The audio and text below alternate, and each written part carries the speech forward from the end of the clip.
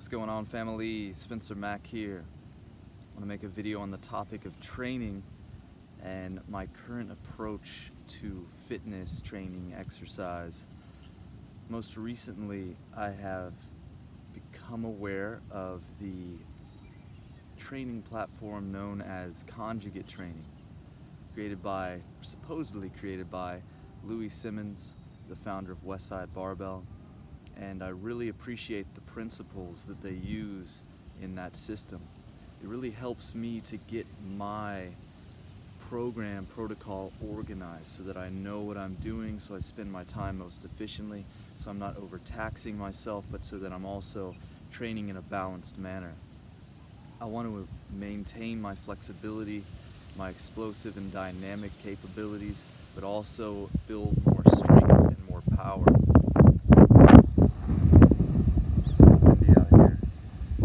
Power is fundamentally strength and speed, and the conjugate system does a very intelligent job of combining and focusing and isolating these two individual principles. In the beginning of the week, you focus on maximum effort. When we exert maximum force by lifting as much weight as we possibly can, we send the strongest signals. Check this out. I gotta show you guys my environment real quick. Hopefully that blue will come this way. Oh, it's beautiful. Fire pit,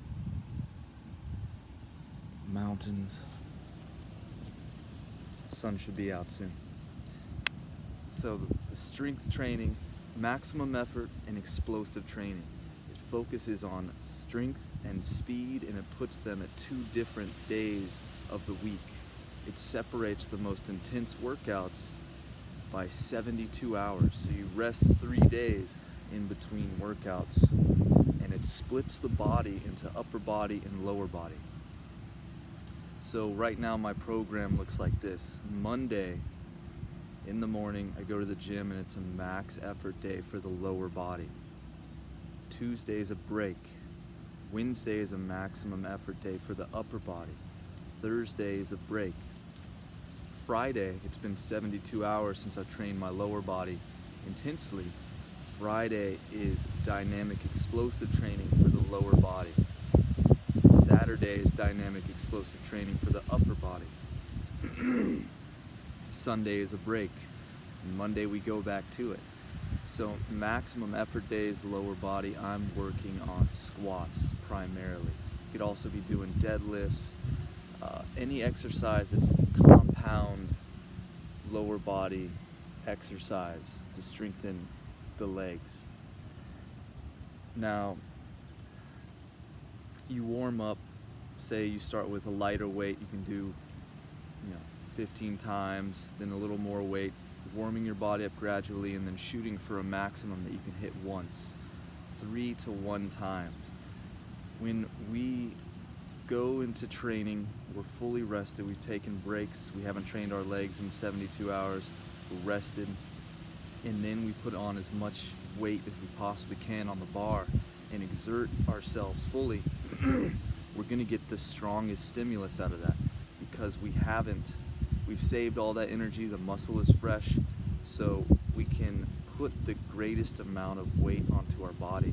Now that weight is important because it triggers the central nervous system to activate more growth, stimulates more growth. You get a bigger metabolic effect with the more weight and the more intense the situation.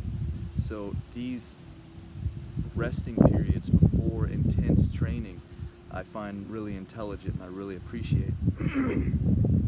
Even Dr. Amen's training protocol, when I asked him about his, he trains every day and he trains full body every day. I'm gonna guess he doesn't do high volume every day, but once a week on the weekend, he focuses on a single lift. He'll pick one lift like the deadlift or the squat or the bench press, and he'll max out on it. He does pyramids where you build up and then you go down. You head all the way up to 1 rep max and then take off weight and come back down. So he's doing a similar approach in the sense that you let that body to a degree rest all week, and then you really hit it hard at one point in the week. Now, what I think is so intelligent about the conjugate system is the polarity of the strength and the dynamism, the explosive training. I was also trained similarly in Kung Fu. You would learn a punch, you would learn how to do it at top speed, and then you would also do them with dynamic tension, moving through the punch with complete tension. So you're training strength, but also the ability to move as fast as possible. Same idea. You're fully rested because you haven't trained that muscle in 72 hours. You're fresh, so you can move as fast as possible. You need to let your muscles go through their range of motion at their top speed with as much weight as possible that doesn't inhibit you from going your maximum speed. So, for instance, you could put weight on your back, or I'd like the hex bar leaps.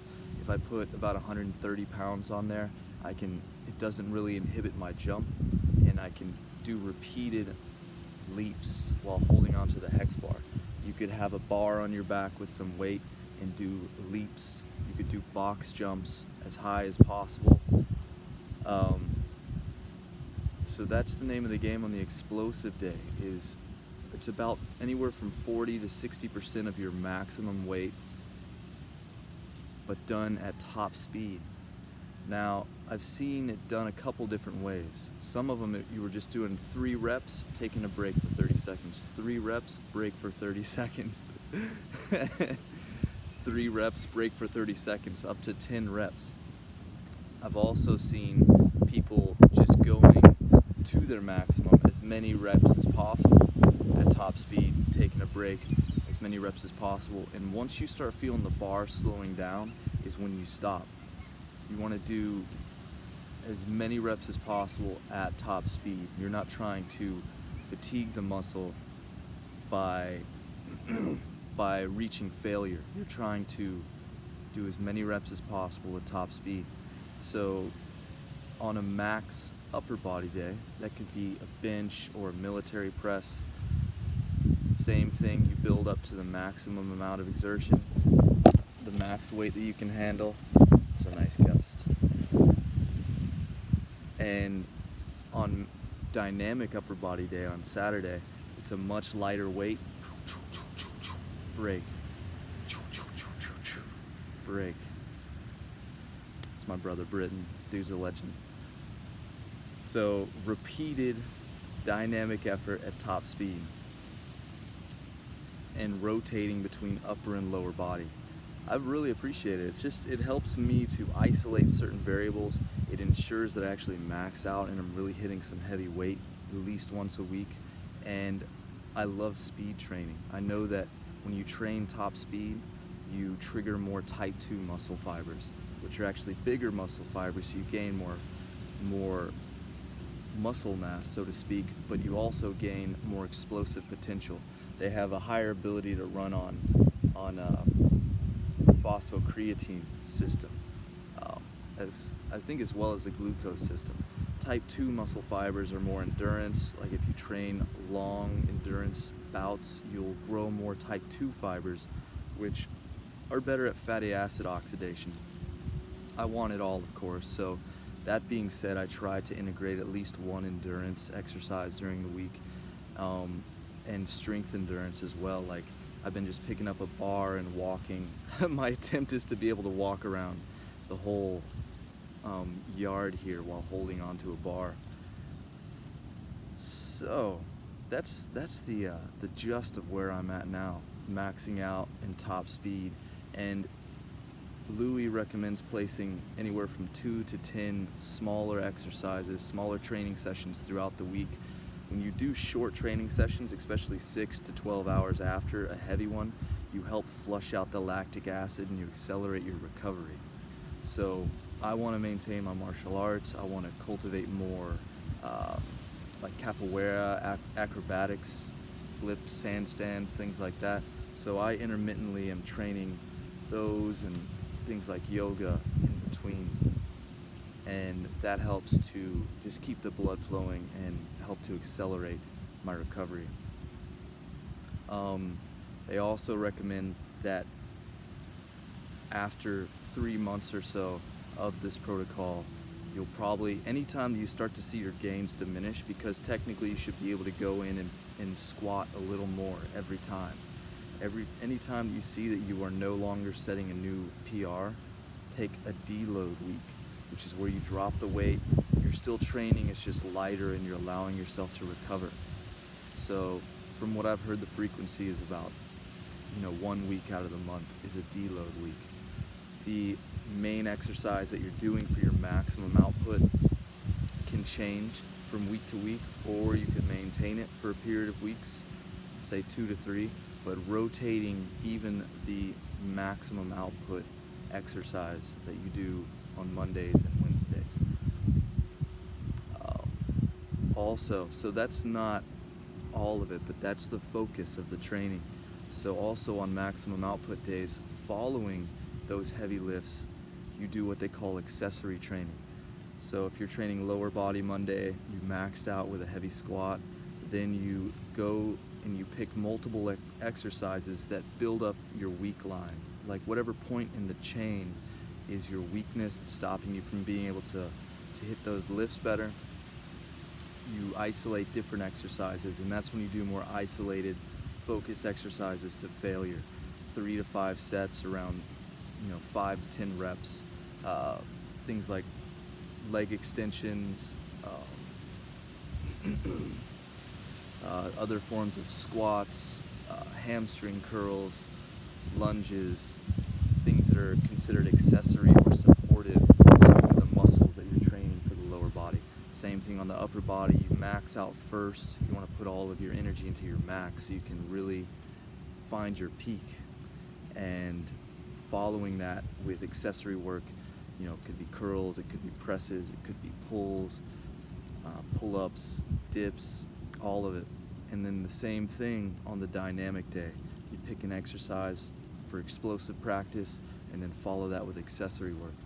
And then intermittently throughout the week, doing things that help to circulate the blood so that you can help accelerate the recovery and help prevent injury as well.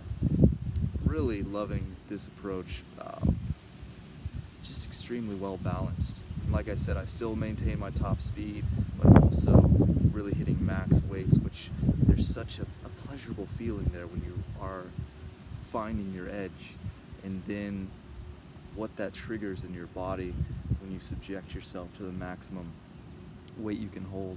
Always start, with, if you aren't familiar with the lifts, with somebody who can help to show you proper posture, build up gradually, but once you got proper posture, the name of the game is to find that maximum, to find that edge.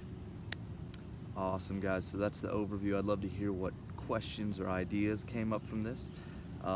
Any insight or information you would add, or tweaks that you might have in a certain training approach as well.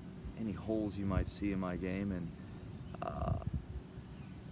any other potential ideas for videos that this might have brought up. Always appreciate the love, guys, and see you soon. Aloha.